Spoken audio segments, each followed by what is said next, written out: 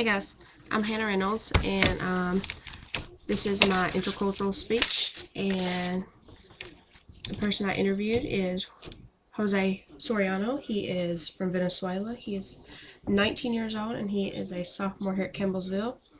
And the reason why I chose him for this assignment is because he's a great guy. I've known him for almost 2 years now, and he's one of the sweetest guys I've ever met. He is always there when I need someone to talk to help me raise my spirits back up high, and I would do anything in the world for him.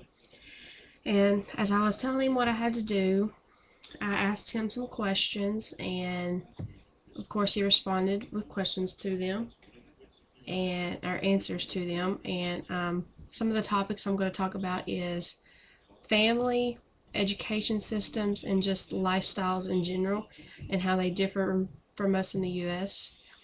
I'm going to talk a little bit about some of the just facts about Venezuela, what he told me. And first fact is that Venezuela is on the border of Brazil and Colombia.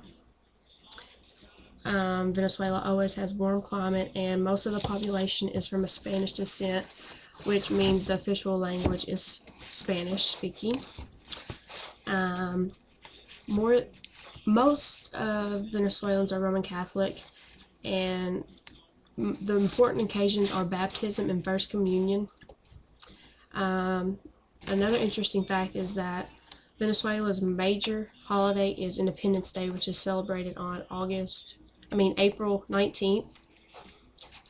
Venezuela people are very outgoing and friendly. They seem to be easygoing when it comes to time and place. Soccer. Soccer is a big thing in Venezuela. It's a national passion to the people there. They always support the FIFA tournament, and I've heard a lot about that, but I'm just not into soccer. A little more about the main points I was going to get to. Family. Family is usually known just as close relatives, or, mom, dad, brother, sister, boyfriend, girlfriend, few friends. But when it comes to family in Venezuela, they consider distant relatives family just as close as, close relatives. Like, they get together every weekend, and like extended families get together weekends, such as aunts, uncles, cousins, great aunts, grandparents, etc. Distant on down. And every weekend they either play cards, watch baseball, or just pretty much chill. And sometimes they like to go to the beach, since they live only 20 minutes and it's warm weather, so they can enjoy it any time of the year. Also in family is that excuse me, that average family member is 5.2. So here in the U.S., you maybe have 3-4 people in a family, as in Venezuela, they like to have kids, I guess you could say. And more families you see, the father doesn't live with them because of the high percentage of men who don't associate with their kids. So we didn't really talk about that much, so I'm guessing his father does not live with him. Family, they tie into pretty much anything. Like, family is one of their main things, and as you can tell, they get together every weekend. They'll just have dinner, celebrations. Family is family. And a little about education. Their education program is different in Venezuela than it is here in the United States, because they have 5 years of high schools. We only have 4. And from elementary school all the way up until the 5th year of high school, they study English, which that's a lot of English for a Spanish American. And I guess they're just getting ready for college when some of them decide to transfer to a college where all you have is English.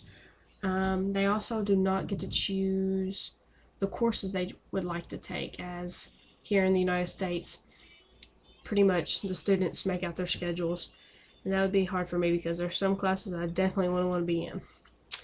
Also is they have study hours from 7 to 1 daily, which means they study that many hours a day, which that's a lot of hours to study. I couldn't do that. I mean, yeah, I have to study, but not that much. Another thing about their education is it's very, I mean, it's kind of diverse, but then again, I don't know how to really explain how he put it in words, but I know that they wear school uniforms, as here in the United States we're not required to, as there they are. It's a little different, but he said it didn't really bother him. Some people did make fun, but he wasn't one of those. A little about their lifestyle. It's a little different because their lifestyles, once upon a time back in the day, Venezuelans were on the poor, low class of the totem, and nowadays it's really changed for the better, and they're one of the richest populations in our area, and most of the people are middle class. Family also ties in with lifestyle since they're so family oriented. Some interesting facts that we talked about was that well, I asked him several questions: what kind of music he listens to, his religion, his faith, his hobbies, a little about his culture and worldwide. And he responded back and told me that he listened to salsa, reggaeton, and a little bit of American music like hip hop, rap. He said pretty much anything. I've never listened to reggaeton, and he let me listen to it, and it's kind of upbeat. You know, it's kind of an interesting type of music that I wouldn't listen to all the time, but you know, just because he's from a different cultural perspective, I thought it'd be interesting to listen to it, and I did, and it was interesting. He loves to play baseball. As a matter of fact, he is on the JV team here at Campbellsville. He's been playing baseball since age 3, so that's a long time. Also, in his free time, he enjoys playing video games while listening to music. He told me that he is Catholic. He's been Catholic all his life, and most people back home are more than likely Catholic. Some different facts that I learned about Venezuela is that the drinking age is 18 and the driving age is 16. The drinking age doesn't affect me, but the driving age does, because I would have loved to drive at 16 instead of just having my permit at 16. But now that that's over with and done, it doesn't really matter. Some more of his hobbies is that he enjoys hanging out with his friends and just chilling. He loves to travel. He has traveled to many parts of the states. He's been to Washington, New York, Florida, California. Where else did he tell me? Other places, but he loves to travel. He has been in the United States since January 2010, where I guess that's where he plans to be after he graduates college. Through this interview, I have learned that Venezuela isn't completely different than we are, and I've learned that you can't compare Venezuelans to Americans, because Venezuelans are Americans when it boils down to the end. Some people don't realize that, but in the end it's really true.